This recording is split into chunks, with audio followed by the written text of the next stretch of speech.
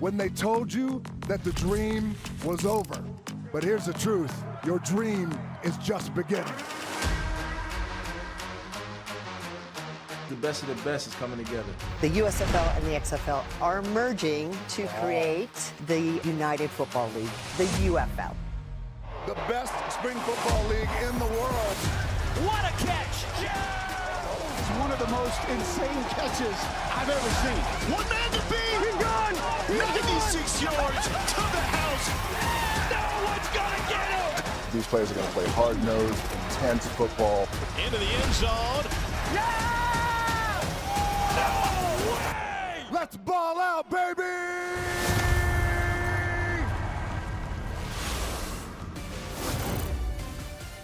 AJ McCarron and the Battlehawks dominated in DC, scoring the most points by a team in UFL history and sending Jordan Ta'amu to the bench after a 4-turnover day. Skubie, you don't want to miss these highlights. Oh, definitely not. And we've reached the midway point of the UFL season, and we've seen plenty of plays that have made us say, damn! We got top plays through week 5 coming your way. Hey, there's two things we cannot get enough of: the draft and fantasy football. So who we chose in our very own UFL Fantasy Draft?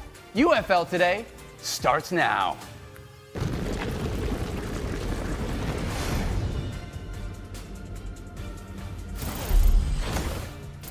What's up and welcome into UFL Today. My name is Daniel Dopp, joined as always by Skubie, Mageza, and Joey G. Guys, another week of the UFL is in the books.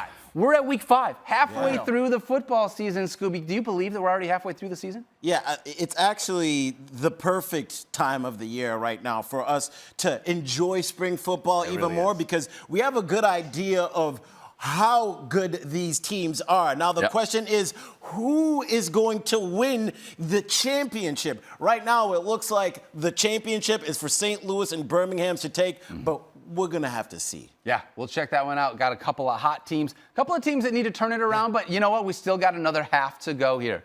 Joe, we always got things going on in the YouTube chat as well. What you got for us today? We're brewing, but I got a question for you guys. All right. Football guys and gals love two things. Yeah. They love the draft, and they love fantasy football. We want to know in the YouTube chat right now, if there were a UFL team of yours, who would you start your team around? We're going to find out what these two guys want to do with drafting their own UFL football teams. Gotta go against a fantasy expert. I feel pretty good about it. Pretty good. We'll see how this one works out. We'll have fun with that one. Hey, we got a lot of highlights coming up, a lot of fun football this weekend. But first, we want to give a quick shout out to Karina Tovar, a field judge in the UFL who found out this week she's going to get called up to ref in the NFL this fall. It is the first of hopefully many stories about people going from the UFL to the NFL. This is what it's all about. And I freaking love it. So congratulations, Karina. This is absolutely fantastic. Amazing. The first one to make it from UFL to NFL. So way to break through for everyone that's involved. We're next next to see it. Yeah. Hopefully the first of many. Hopefully the first of many. All right, let's dive into some of the highlights that were the UFL this week. Week 5, we got the Battlehawks and we got the Defenders. This is always going to be a good one. Anytime you got AJ McCarron out there, he's ripping it this year. Yeah, and they're looking to get revenge on this game. Oh, yeah, they are. Some beef between these two teams, man. Jordan Ta'amu on the other side. All right, 12:15 left in the first. Ta'amu decides he's going to drop back in this one, and he's going to look deep, which was unfortunately a tough decision. Gets hit while he throws. Whoop! A little bit of a pick there by Brandon Sebastian. We call him Seabass, Scoob. Battlehawks get the ball in this one. Everyone's pumped. Later in that drive, AJ McCarron finds Hakeem Butler. AJ slinging it, and Hakeem Butler, that's not going to be the last time we see him in this game. Absolutely not. A little goalpost dunk, love that. Later in the second, Ta'amu scrambling, trying to keep this drive alive here. It's 3rd and 12 when he gets crushed. Unfortunately, definitely a late hit, Scooby. Yeah, at least it was with the shoulder, but you can't do that. I'm glad that he was able to get up and continue playing the game. Agreed. 3rd and short, desperate to get points on the board, down 17-0. Cameron Harris Sr. plunges it in when they needed it most in order to keep it close. Failed extra point, though, keeps it 17-6 in this one. And now we go to closing moments of the first half. Jordan Ta'amu finds Calvin Harmon, and look at that stiff arm! Woo! No, sir! Get off Finds me. a way to get in the end zone. They scored 12 points in the final 3 minutes of the half. Anthony Becht trying to get his team pumped up at halftime here. right? Control the game. Offense. We get in the red zone, punch it in. Hey, we got to exhaust ourselves for 2 more quarters. All right, I don't get what the score is. All right, we got to go play 2 of the best quarters we played all season. Let's go. Come on now, let's go. Losing this team, man. Let's hope they got a swear jar in that locker room. Skubie, come out here. We got the beer snake, everyone's favorite thing. We tried to get a beer snake here for the show. They told us no. I'm not sure why. You know, I would have loved a beer. This is the UFL. This is the UFL, guys. Come on. All right, Tamu's under center in this one. And you know what he's going to do? Oh, man. It's his 3rd turnover of the game. This was brutal for him. Look at this. Number 51 says, I'm a fireman, putting out fires. 4 total turnovers forced by that St. Louis defense in this game. A few minutes later, former Giants running back Wayne Gallman cashes in at the goal line, makes it 26-12. Extra point is no good. Battlehawks actually get the ball back with 9:12 in the 4th. And AJ McCarron finds Hakeem Butler up over the corner. Get off of me! Oh my gosh, and then he just runs faster than the other guy. He's looking behind him the whole way, Skubie. It's not fair. You can't teach size. I will always say that. That is incredible. Hey, let's listen to Hakeem Butler after that play. Let's go down to Stormy. Hakeem, AJ McCarron said, I told you after that play. What did he tell you? I don't know. He must tell somebody else about the coverage, but he made a good ball. He threw a good ball. I just made a play on it. I did the easy part. You have 40-plus friends and family in the stands today. That's the only answer. He's him. Yeah. He's him. That's the only answer. Yeah. Yeah, he was him in this one, Skubie. Him That and is Neutron. for sure. Him and feet. All right, 1 minute later, Jordan Tamu trying to orchestrate a comeback. Oh, man. Just doing too much here, unfortunately. 4th turnover. That linebacker doesn't have it. Linebackers don't have moves on interception, Skubie. They just run straight. They got neck rolls, and they make great plays. Jacob Sailors gets the ball in this one, says, I'm going to run between everybody. Watch this offensive lineman. I got you, baby. If it wasn't for him, this would not have been a touchdown. He literally power drived him into the zone. Absolutely. Got by with a little help from his friends there. Final score was 45-12. Commanding victory by the Battlehawks in this one. Skubie, this is one of those things. We talk about AJ McCarron and how good he is and the pass catchers that he's got. Last week it was Jacques Pearson. This week it's Hakeem freaking Butler. He just absolutely crushed it.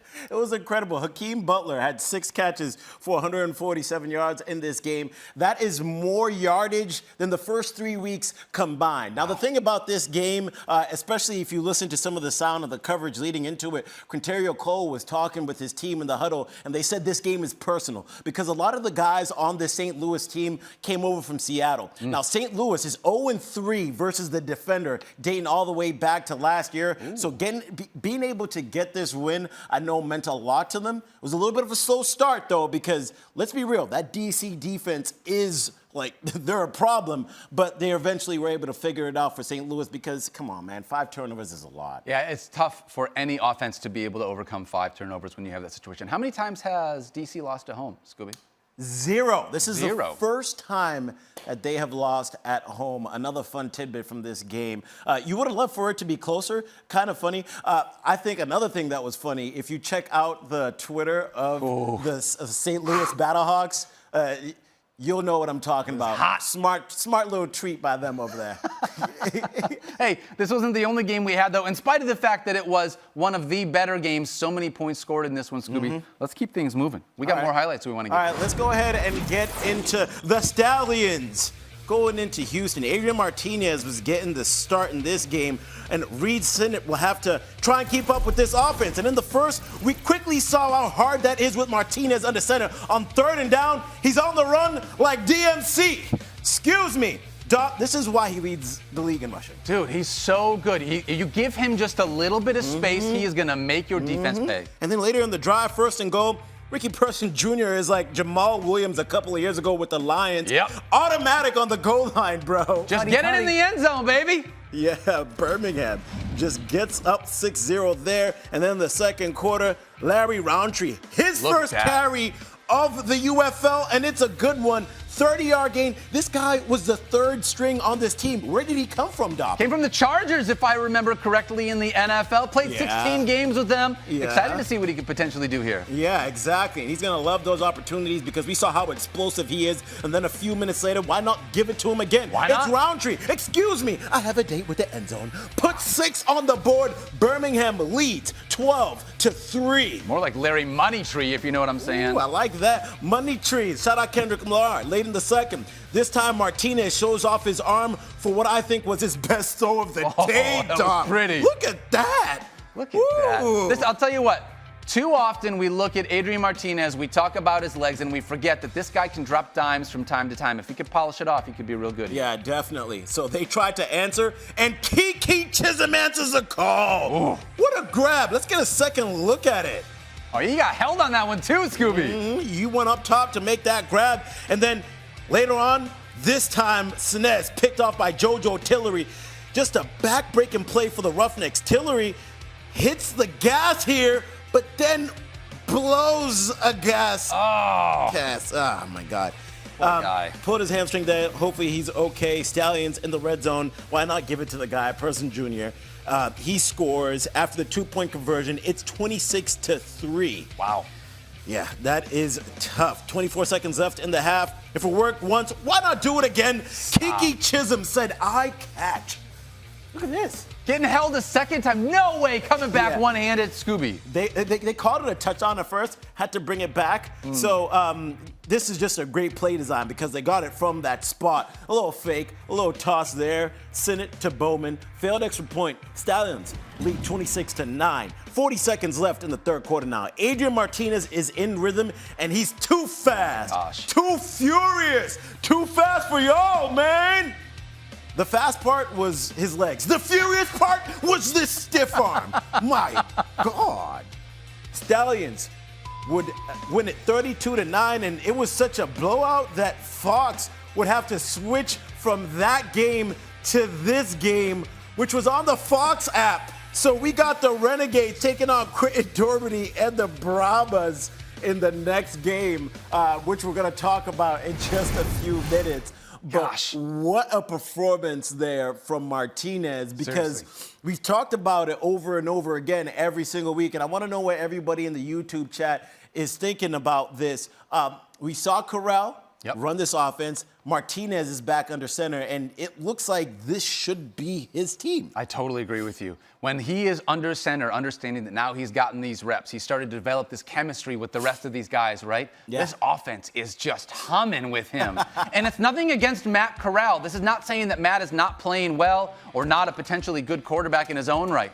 But Adrian Martinez, with what he can do with his arm, with the way that he can use his legs as a weapon, you're telling me that guys, like, other than AJ McCarron, it feels like those two are the top two quarterbacks here in the UFL. My question for you, Skubie, do you think that he's proven that he can be NFL ready to NFL teams once his UFL time is potentially done? If you watched the broadcast, the interview after the game from Martinez, he talked about how he feels like he's an NFL quarterback and he feels like he's ready. And the biggest thing for me from when I was watching Martinez is his feet. When he has his feet in rhythm and set to be able to make all the right throws, they're on time and they're where they're supposed to be. And I think him and Corral, a little bit of rhythm quarterbacks, but you saw what he can do when he's playing to his potential. And his potential is definitely an NFL type of quarterback, especially when you talk about his running capability, because the guy looks like he can be shot out of a cannon, and he's moving at a different speed. I'll tell you what, if guys like Josh Dobbs, right, Tommy DeVito, Tyson Bagent, if they can get Tommy D, if they can get chances in the NFL, Adrian Martinez absolutely, I think, deserves to be able to also have a chance on an NFL roster, if nothing else as a backup, just to prove that he belongs. I mean, Joe, what's the chat saying about Martinez's performance and kind of this showdown of quarterbacks here? It's all Martinez in here. Lemons, who is another frequent view of ours. I think Martinez needs to stay as a starter. Dual QB systems don't work. Just look at the Renegades. A little bit of a different example with them, but I understand his point. Martinez has shown everything and more. And name an NFL quarterback who is leading the league in rushing. I mean, whenever you are able to do that, I mean, that's part of what makes you such a not only that, threat. you lead the league in rushing, and you haven't played every single game. That's right. The games that you have played, some of them you were splitting time in. Yep. So think about where he would be if he was getting all the snaps for this team. And on top of that, Birmingham still might have the best defense, and they're still just like cooking on all different facets. Hey. They're not the only team that's cooking, though, in the UFL, Skubie. My Michigan Panthers. Trying to make things happen this week. Hey, listen, it's the Panthers and the Showboats, and we got a QB change for the Panthers. EJ Perry, unfortunately, placed on IR, going to miss the remainder of the season, which means we get Danny Etling, who played for your Patriots, Skubie. I knew that name sounded familiar. I don't hate, appreciate. All right, first quarter, West Hills receives the handoff. Tries to jump over defender. Skubie, no! No. I like the jewels too much to be able to do that. Yeah, they're very valuable. Protect them at all costs. All right, couple plays later, Hills takes this one into the end zone. Panthers go up 7-0. West Hills stepped up today. What a game from him. Hey, we're showing you a punt. No, we're not. We're showing you a fake punt. Psych. That's what we do here. All right, a few plays later, Matthew Colburn receives the handoff. Look at him turn on the jets here and find a way to get out in the end zone. Second rushing touchdown of the season. Shout out to you, Matthew Colburn. Panthers up 13-0. Your team looked good today, Dopp. They did. Not this man, though. Second quarter, Jake Bates coming out here for a 58-yarder, first time kicking outdoors. Jake! Pushes it. Now why is this? No. Why is this? Do my eyes deceive me? Yeah, I don't even know why we needed to show that highlight. First miss of the season. First half winding down. You got the Showboats trying to make something happen. Pass out here to David Davis, wide open. And whoop! Ball comes out. We pick it up. And the Panthers are like, I'm faster. Look at him, Skubie. I'm faster than everyone. You can do it. I'm not faster than number 11, actually. This reminds me of Waterboy when he's like, you can do it. All the way down to the 5-yard line.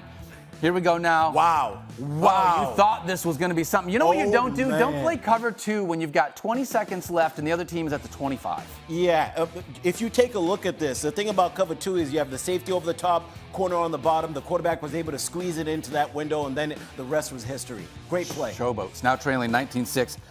Couple seconds left in the first. Jake Bates gets another shot at a long field goal. How are we showing these? There was like some confusion after. Look I at think Jake's there was face. wind. I think something happened there. That's not on Jake. It looked a little weird. Yeah, something happened. All right, later in the third here, we got Danny Etling saying, I'm going to throw this all the way down to Cole Hicatini. What a catch, man. That was the best throw of the day from him. Incredible catch, being able to track that down. All right, punt now. Panthers trailing 25-6. And Gavin Holmes months it. Dude. Costly mistake. Watch this. Come on, bro. Nice hands, feet. Special teams. Right through his Special hands. teams. A few plays later, unfortunately for this one, Panthers got Williams under center. Excuse me, Showboats got Williams under center. Jonathan Adams finds his way into the end zone. And at this point, passing out money. I don't know. I'm thinking they might make a comeback here, Seriously, 25-12. Look at that. Get in the end zone. 2-point conversion as well. This is a tough one, Sage. They're out there. All right, fourth quarter. Danny Etling hands the ball off to Hills, who says, I am getting in the end zone again. Wow. I mean, that pretty much put him away right there. 7-point game. West Hills had the best game of the season for himself. Rushing touchdown of the game. Later in the fourth quarter, Williams trying to find his man down here, but guess what? Puka Nakua's brother, Kai Nakua. That name just keeps showing up. Nakua's brother. Every week he is making a play. We love to see it. Yeah, we do. How about this game here? We got the Renegades taking on Quentin Dormady and the Brahmas. Destroying has been out for the Brahmas due to injury, but he's still supporting the squad. Oh. Injured or not, we out here supporting the Brahmas. About to catch a big dub over the Renegades. Big dub. Big dub, man. Out here. Big Brahmas. Yes, sir. Big dubs all day, man. Yes, sir. All right, man, let's see what they time about. You know what I'm saying? First quarter, Brahmas up 3-0. It's time for the return of the Mac. Ooh. Alizé Mac, that is. Quentin Dormady hits him right down the middle. Hard to tackle him in the open field. Yeah, I think I don't want to get stiff-armed like that. That looks like it would be personally ineffective. It's 9-0 from that. We go to the second quarter. They're up 9-3. First and goal. Ba-da-ba-ba-ba. I'm loving it. He also is a hard guy to bring down in the open field. Brahmas go up 15-3. 2 minutes left in the half. Renegades looking to cut into the Brahmas lead. Luis Perez lets them know what time it is, like someone forgot their watch. Big bombs to J.P. Payton, 52-yarder. Payton had 7 catches, 119 yards, and a touchdown. That made it 15-9, and they needed that bad, dog. He just ran right past that cornerback. Oh, look at that Perez with a little head tap right there. Yep. No big deal. They try a little trickery here on the extra point, but they start playing stupid games, which means you win stupid prizes. Why are you running with the ball out like that? Oh, here we go again. Are you kidding me? Skubie, are we going to take this one all the way back? Or are we going to get caught this time? We're going to go. We're going to take it to the crib. No. No, what? You got caught. You got to fight a little bit better than that, bro. Seriously. I mean, Vaughn couldn't help but smile after this because he knew. Got him. Come on, bro. Don't do that. Don't do that. Next series for the Brahmas. Dormity's pass gets tipped and picked. After a big offensive play, the defense steps up and gets a turnover. This is how the game started to switch up a little bit, right? Because in the fourth quarter, it's a 15-15 tie. It's 1st and goal. They hand it off to Lovett. And come on, did he get in? Did he get in? Let's take another look at it, because it took a little bit of time for them to see here. A little slow motion. I'm scoping it out, Skubie. The stretch! He put his hand out. That's a touchdown. 3+3, 1-point conversion from the Brahmas, and it's good. That put them up 22-15. Later in the quarter, Brahmas looking to burn some clock. Lovett gets the handoff and boom! Get out the way. Lovett looked at him and said, "Who is this? Move! Get out the way!" Like ludicrous. Sheesh. Lovett dominant in this one. 13 carries for 95 yards and 2 touchdowns. Brahmas win this one, 25-15. That was a close one. Brahmas 3-1 entering this game, taking on an 0-4 Renegades team, Skubie. That was a close one, but we got 2 guys at the top. Stallions, Battlehawks, Brahmas, 3 guys that really feel like they're pulling away in this one. Yeah, and I find it interesting how the Brahmas are still right there, even though to start the season, Vegas had no faith in them. Things are starting to shape up a little bit for the UFL, and we're loving to see it. Unfortunately for Renegades, it's looking like they're done. Cannot believe we are officially halfway through the inaugural UFL season. Guys, we've had some incredible plays that have happened so far. Let's take a look back at our favorite plays so far halfway through the UFL Let's season. do it, baby. Skubie, it's got to start with me, right? Look at this. What's you got Vinny Papale. I'm a sucker for that toe drag in the back of the end zone.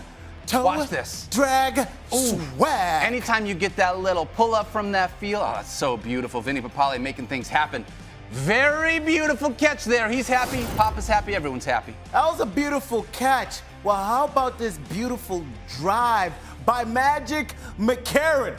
They needed him to make a play, and he made it happen. Creating time, scrambling, not known for his scrambling ability, but he makes it happen here. Why? Because Sharon is McCarron. What a play. And Dopp, I know this was against your team. Oh! You eventually came out with it, but this was a heck of a drive. That was beautiful. Magic McCarron. Look at doing things this season that has him as the current favorite for MVP. Hey, how about this one? Look, Ma, no hands. Well, actually, it's one hand. But still, in the corner of the end zone, Briley Moore. This is unreal. Are you kidding me? One-handed grab for the tight end. Look at that concentration. Getting the knee down to make sure the 6 points count. You gotta love when you see a tight end making a play like that with his hands, Skubie, and then jumping up into the fans. I love that bar. Look, Ma, no hands, but look, Ma, this dude got even better hands. John Troy Kirkland said these hands are rated E for everyone. There's a reason why he leads the league in receiving this year, and it's because of acrobatic grabs like this. Sheesh. Hey, if that's rated E for everyone, Marcus Sims is rated MA because defenses should not show this to their children. Oh, Marcus Sims grabs it at the line of scrimmage and just runs past the entire defense, Skubie. Man. Oh my gosh, he is a big play waiting to happen. Watch this. Jake Bates roll out. Marcus Sims says, I'm going to do everything with my legs. You're going to miss. You're going to miss. You're going to miss. You're going to miss. He's like Oprah out there handing out missed tackles. Sims party. Beautiful. What a play by him. Bright shining light on that team. And so is Hakeem Butler earlier today with an 80-yard touchdown. He says, who do you think you are? I am. That's right. Hakeem Butler is the man. And there's something about size that you just can't teach. A former Steeler making a big play. I wish I was 6'5", Skubie. I got to be honest sometimes. Life would be easier. I would say that for sure. How about this one, though? Death, taxes, and Jake Bates. Week 1 lining up for a 64-yard field goal. Whoa. Right down the pipe. He had not kicked a field goal in a game since his senior year in high school. And then after that 64-yarder, the second longest in professional football history, he goes out the following week and drills a 62-yarder. This dude is unreal. Jake Bates, my hero. He's captured my heart. This play was unreal because there's nothing we love more than a thick six. The fake punt goes to Alex Millett, the center, from the 15-yard line. He turns into a running back and gets it in the end zone. What a play. This had us going crazy. We actually got yelled at by a bunch of other departments because we were so excited when this play happened, Skubie. Football, baby. It just gets us excited. Honestly, how can it not get you excited? Listen, those are our favorite plays, but it's not just the plays that get us excited in the UFL. It's the unmitigated access that we have. Check out this, our favorite sounds so far. Gun dice left close, 200 jet Omaha Lion. Gun dice left close, 200 jet Omaha Lion. Hey, quarterbacks, are you not hearing me? Hey, are you hearing? Did you hear that? He can't change his mind. I'm going to JJ away from the freaking sideline. Unsportsmanlike on 70. He should be out of the game. He threw a punch. He just threw a punch. First down. At some point, we got to make a decision and go. Decline? We have to decline the penalty? Yeah, you got to decline it. Why would we have to decline a penalty? Wait, you get another penalty? Hey, if you get another penalty, you're going to hurt the team, right? Being selfish. Huh? You're going to be a man, or you're going to help the team? That never gets old. You're going to be a man? Be a man. You're going to help the Listen. team. He hurt the team, and your eyeballs are about to get hurt from my handwriting. We have two experts here. We have an expert in fantasy, and we have an expert in picking losers in UFL bets. All right, we're going to combine them to He's right about that. I can't deny. We are drafting our very own and very first UFL fantasy team today. Draft season's not over until we say it's over. That's right. We are picking one quarterback, two wide receivers, running back, tight end, defense, special teams. What more traditional way we have than to pick who chooses? You always got to do a coin flip. We found out that no people in 2024 have change in their pockets. We had to ask the audio guy to go to his car to get Hard to flip a debit card. Have you guys ever tried that? Tails never fails. You're picking. I'm going to go heads. Heads? Hey. Ooh. Heads it is. Hey, you did a double thing. That's how it works out. Mr. Dopp. Magic of the coin. The very first pick in the UFL Fantasy Draft belongs to you. You are on the clock. All right. Since we're going to start with the quarterback position, I'm going to take. Yes! With the first pick of the UFL Fantasy Draft, the Secret Squirrels. 2024 UFL select Draft. Adrian Martinez. Guys, listen. If there's one thing that you know about fantasy football, it's that quarterbacks that use their legs are cheat codes. Okay, Adrian Martinez, 603 passing yards, so true. 3 touchdowns, but he has 300 yards rushing and another rushing touchdown. Right now, technically the second highest scoring quarterback in the UFL. Wow. But he hasn't played like 2 games because he's been splitting time with Matt Corral. If he had played all 5 games, this dude would be unreal. Easily my number 1 pick. Scooby-Doo. All right, with the second pick in the 2024 UFL Fantasy Draft, Skubie Mageza goes with AJ McCarron. Yeah. Now, I thank Dopp for doing some work with us behind the scenes to give us the exact number of fantasy points that they would have in ESPN fantasy format. And AJ McCarron would actually have more points than Martinez at 86.0 versus the 70 that Martinez had. Now, McCarron has also thrown for over 1,000 yards, but here's where he wins. 10 touchdowns, 1 interception, 1 rushing touchdown. He has a lot of weapons around him that he could definitely use. Too many. And for that, I love AJ McCarron as a pick here. I'll tell you what, a 10-to-1 touchdown to interception ratio is pretty stinking good. Hey, and that's why he's the favorite for MVP right now. That's right. And we asked the chat at the beginning of the show who they would build their fantasy team around. 57% chose AJ McCarron. What? We move. Yeah, I know, right? I got to teach them about fantasy. All right, come watch Fantasy Focus once a week. We're going to be on Monday. We'll see you there. We are moving to the wide receivers. In this fantasy draft, we're going with Snake like always. Can I get the chime, please? Uh-oh. Yes! I just love that sound, y'all. With the third pick in the 2024 UFL Today draft, Skubie Mageza drafts Japeezy. Because if you're going to get AJ McCarron, you got to get his wide receiver one. Now, I understand what we saw Hakeem Butler do today. It's kind of tough to make that decision. But think about it this way. Japeezy is going to get catches. This is a PPR type of league. Right now, he has 13 catches, 113 yards, and a touchdown on the season. That accounts for 30 fantasy points. I like having him on my team, stacked with AJ McCarron. It's going to get better as the season goes along. He's only played 2 games. Agreed. Mr. Dopp. All right, I'm going to take Jontre Kirkland in this one. Guys, come on. 34 receptions, 314 receiving yards, 2 touchdowns. I heard a rumor he was a quarterback in college, which doesn't make sense because he looks like a wide receiver to me. Dude is out here making big play after big play in the UFL. Give me Jontre Kirkland as my #1 wide receiver. That's a amazing pick right there, Jontre Kirkland. So you end up going again because it's a snake draft. Oh, you know what? All right, if I'm going to go again, I'm going to stack my guy. I got Adrian Martinez. Okay. I'm going to go with Deion Kane. Why not? Why not live a little stack in the fantasy world? Deion Kane, 19 catches, 297 receiving yards, and a touchdown again. A big play waiting to happen. Adrian Martinez's favorite wide receiver as he gets better as a passer. I think Kane is going to keep getting better, so like him as my #2. Yeah, I mean, right now, 54.7 fantasy points with his stats on the season. Jontre Kirkland leads that group right now. And the guy that comes a little bit under that, who I had to go with because I like Luis Perez throwing to him, is Tyler Vaughns. Yeah. I'm going to go with him because he has 23 catches, 239 yards, and a touchdown on the season. The reason why I really wanted to pick him is because of the targets. Fantasy, Dopp, as you know, is all about volume. And I'm trying to get a guy who gets opportunities and volume. His team is 0-5. Yes, I know. So maybe that means he'll be throwing the ball a lot. I'm going to go ahead and rock with him. All right, Dopp.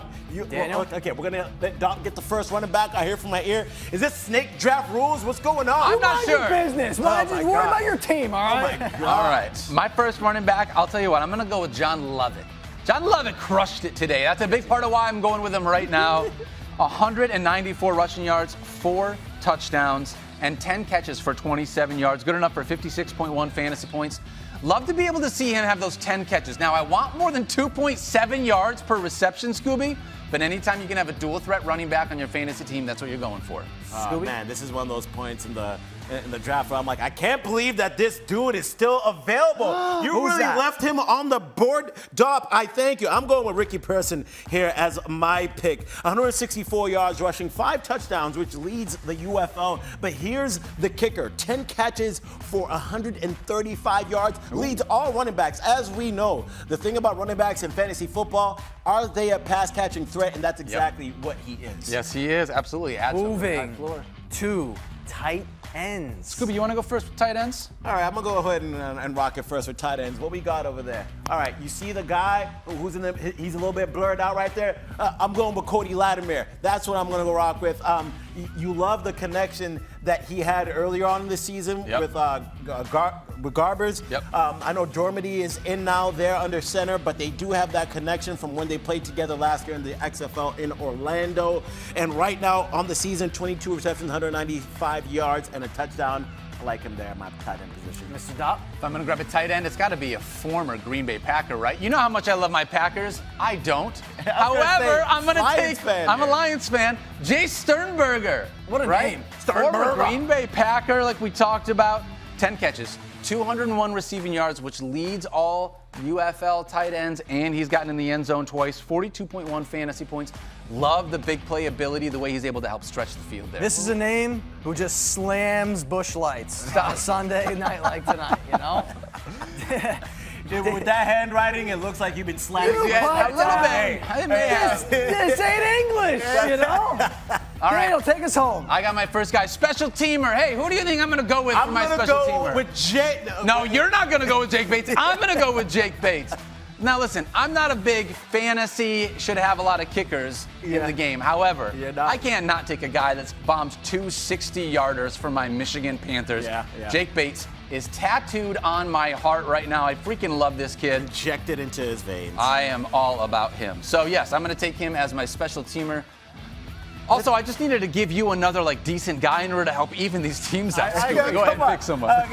Listen, do we not forget Jake Bates missed a couple field goals today? Whoa, hey, whoa! I'm just saying, all right? Whoa! So, why are you choosing my violence? special teams guy, I'm going to go ahead and go with Shepard. Mr. Relevant, hey, he missed 2 field goals and he didn't play, so nice job, Skubie. But he still leads the UFL in all-purpose yardage. Darius Shepard, 162 yards receiving, 462-yard kick returns, and 100 in punt return yardage.